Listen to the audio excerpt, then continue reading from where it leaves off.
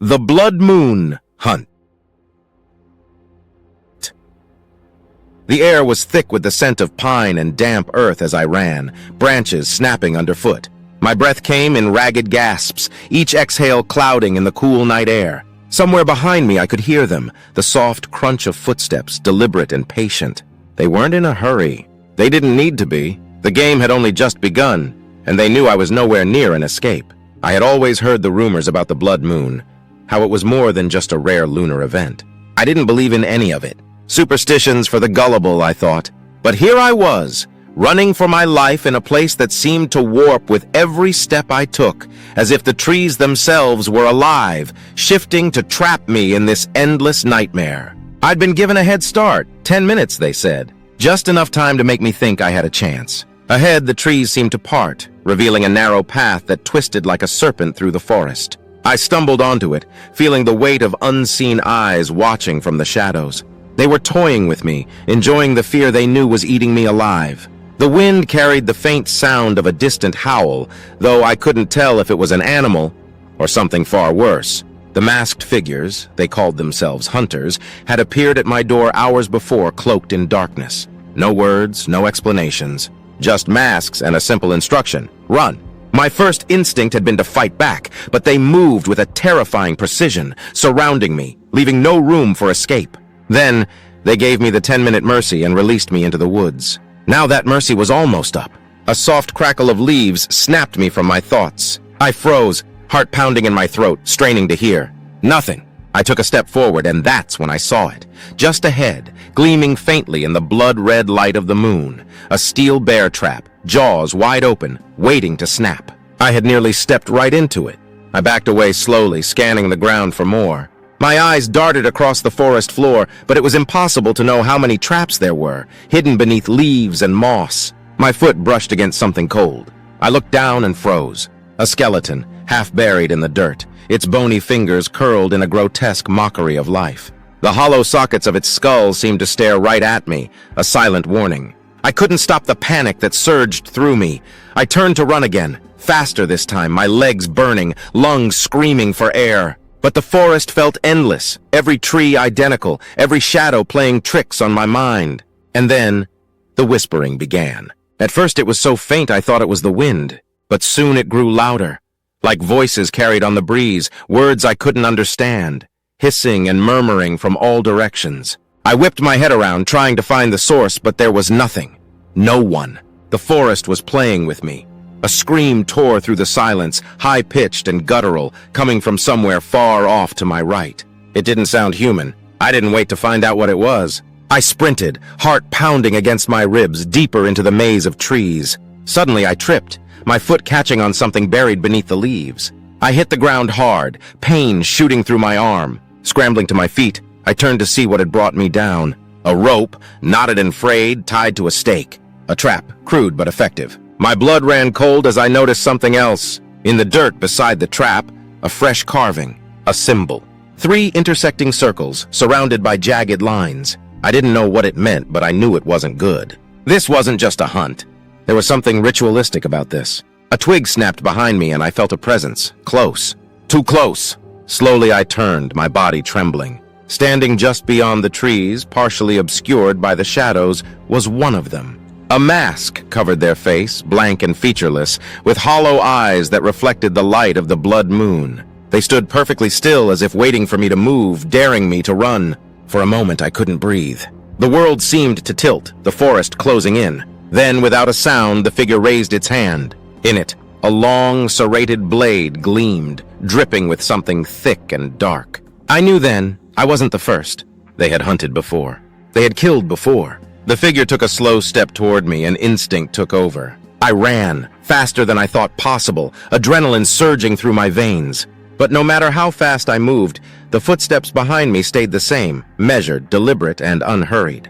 They knew I couldn't outrun them. Ahead I saw it, an old cabin half hidden by the trees. I didn't have time to question its sudden appearance. I bolted toward it, the footsteps growing louder, closer.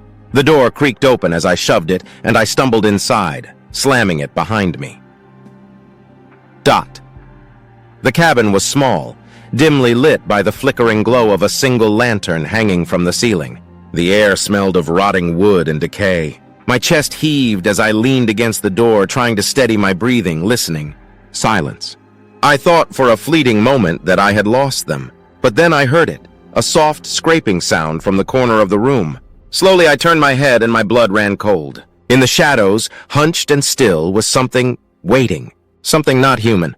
And that's when I realized the hunters weren't the only ones stalking me tonight. This hunt was far from over. My back pressed against the door, my heart pounding in my chest like a war drum. The soft, steady scrape from the corner of the room filled the small cabin, louder now that I had stopped moving. I squinted into the darkness, trying to make out what it was. The lantern's light barely reached the corners, casting eerie shadows that danced across the rotten floorboards.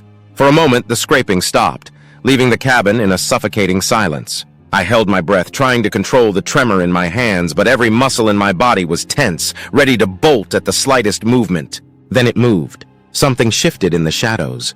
Just beyond the lantern's flicker, a figure slowly unfurling itself from the corner like it had been waiting for me all along. I couldn't make out its features, only its shape.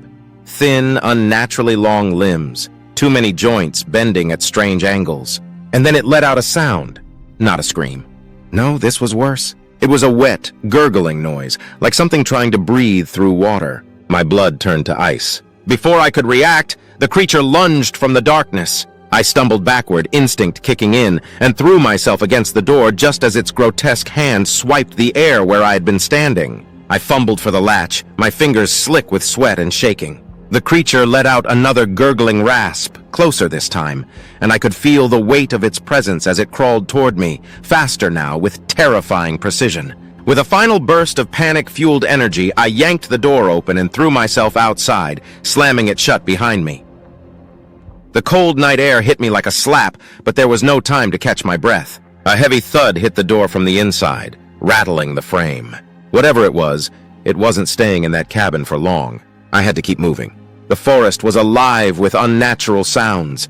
Branches creaked and whispered as if they were watching me. I ran, feet pounding against the earth, weaving between the trees. Every shadow seemed to twist and reach out, threatening to ensnare me. But I wasn't just running from whatever was in the cabin. I was still being hunted, the masked figures. I hadn't heard them in a while, but that didn't mean they weren't out there, tracking me, waiting for the perfect moment to strike. Every noise made my skin crawl. Every gust of wind sounded like footsteps. Suddenly I heard it, laughter. A sharp, high-pitched giggle that echoed through the trees, bouncing off the trunks and twisting through the branches like a mocking taunt. I couldn't tell where it was coming from. Left? Right? It sounded like it was coming from everywhere. I stopped, chest heaving, and spun around, trying to find the source. But the forest was empty. Or so it seemed. Then the laughter stopped. Dead silence. I turned to run, but a sharp, searing pain shot through my ankle. I cried out, collapsing to the ground as a jagged metal trap snapped shut around my leg. One of their traps.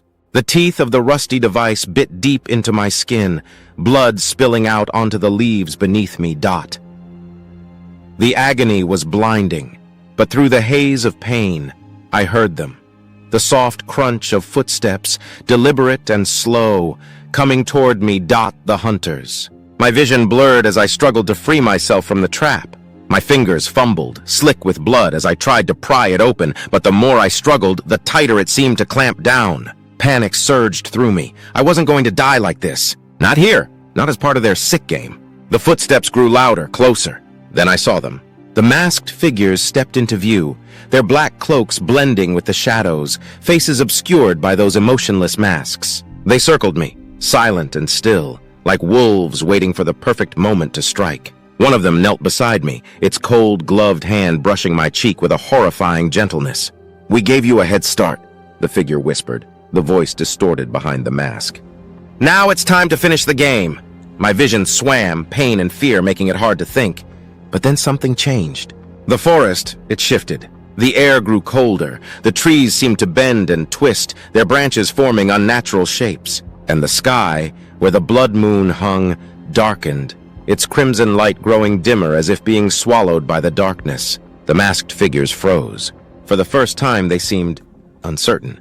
I wasn't sure what was happening, but I knew it was my only chance. With one final desperate effort, I pried open the trap, the metal teeth tearing at my flesh as I freed my leg. Pain shot through me like fire, but I forced myself to stand, leaning against a tree for support. The hunters didn't move. They just stood there, watching as the sky above us darkened further, the blood moon slowly vanishing into an abyss of black. The wind picked up, howling through the trees, carrying with it the same eerie whispering I had heard before. But this time, the whispering wasn't coming from the wind. It was coming from the ground beneath us. The earth trembled, small tremors shaking the forest floor. The masked figures looked down, their bodies tense. One of them reached out a hand as if to touch the ground.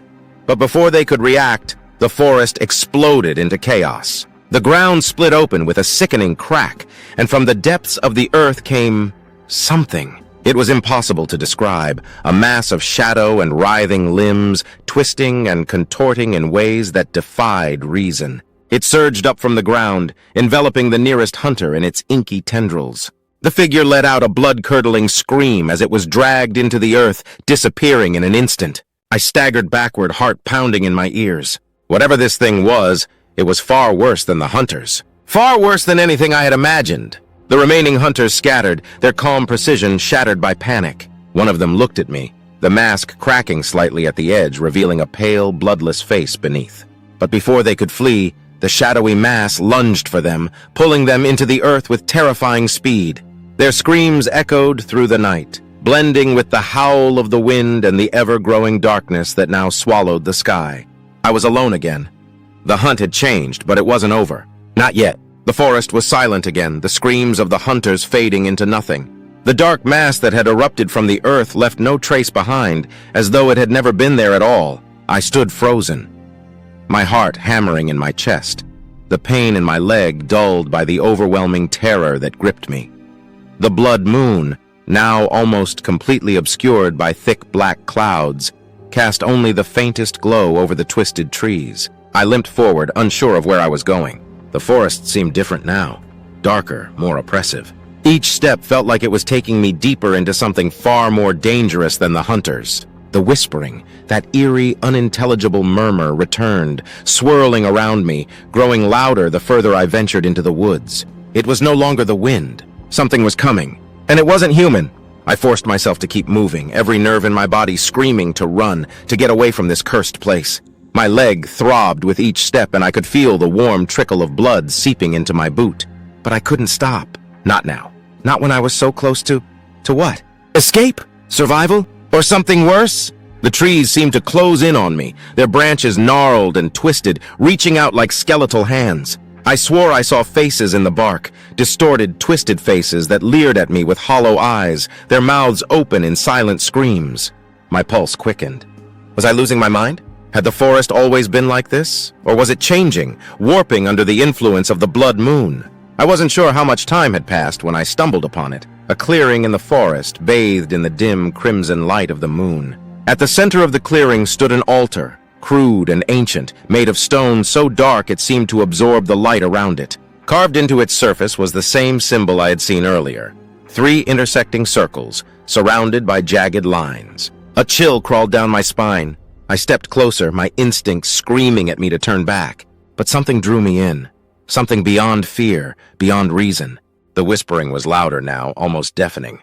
It seemed to come from the altar itself, as if the stones were alive, breathing, waiting. And then I saw it. On the altar, barely visible in the fading light, was a figure. A man bound in chains, his body broken and bloodied. His chest rose and fell in shallow breaths, and his face was obscured by a hood. I approached cautiously, heart pounding in my ears, unsure if he was alive or dead. As I got closer, I could see that his skin was pale, almost gray, and his body was covered in strange symbols carved deep into his flesh, the same symbols as the ones etched into the altar. I reached out to pull the hood back when his eyes snapped open. He let out a hoarse, ragged gasp, his eyes wild and filled with terror. "You shouldn't have come here," he rasped, his voice barely a whisper. I froze, my hand hovering just above his face. "Who are you?" I asked, my voice shaking. "What is this place?" His eyes darted around frantically as if he expected something to appear from the shadows at any moment. "It's a trap," he breathed. "You're part of the ritual now. There's no escaping it." I stepped back, my blood running cold. "Ritual? What are you talking about?" "The hunters. They're just the beginning," he said, his voice trembling. The real danger, it comes after them. The blood moon!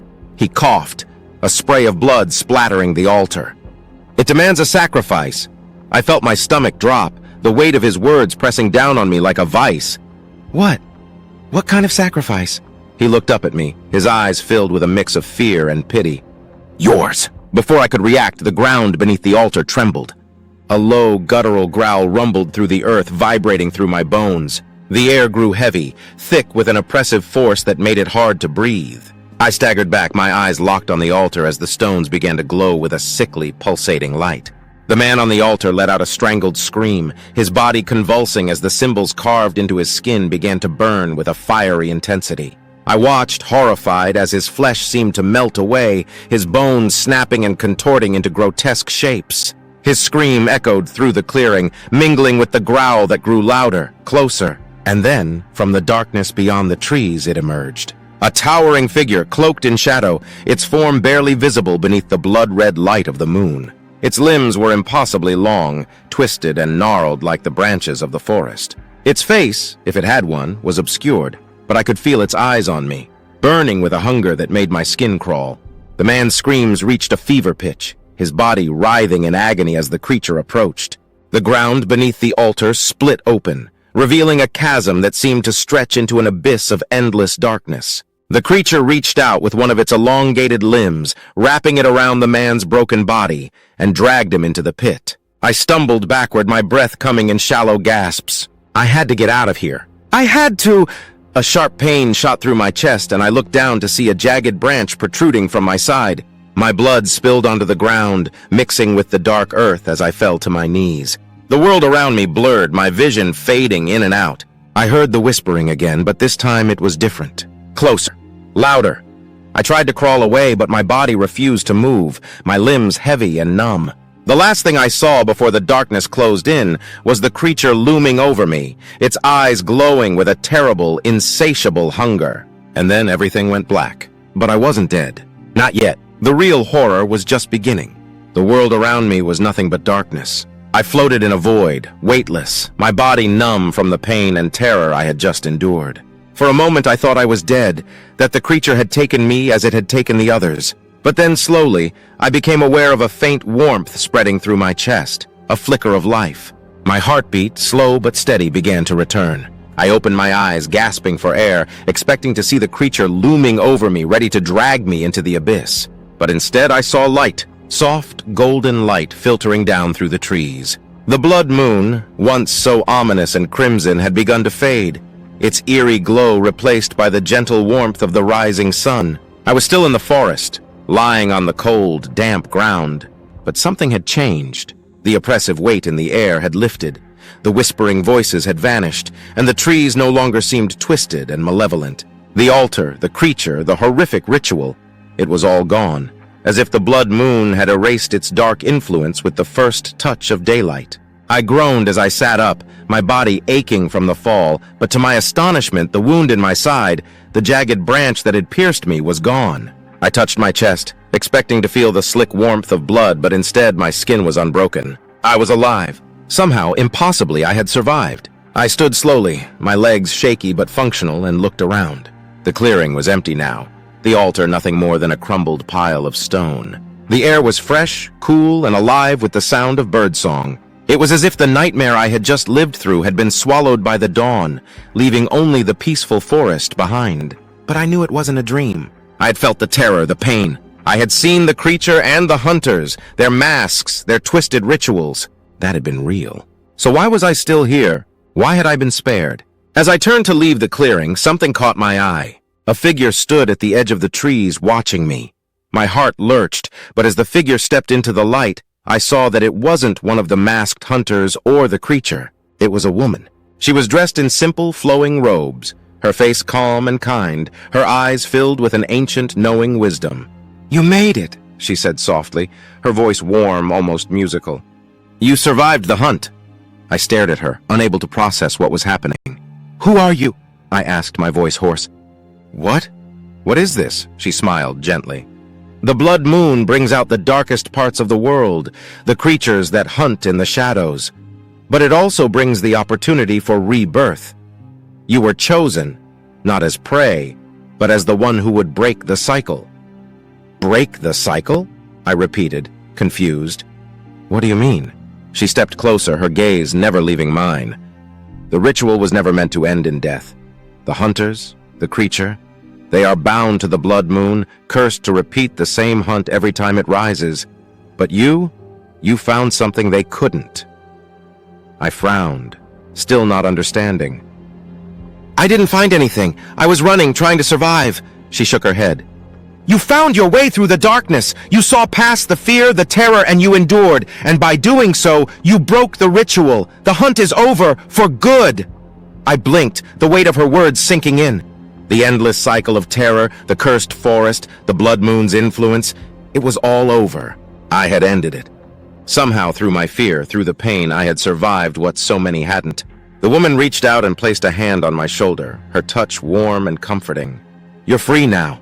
The forest will no longer be a place of fear. It will return to what it once was, a place of life and peace. A sense of calm washed over me, something I hadn't felt since this nightmare had begun.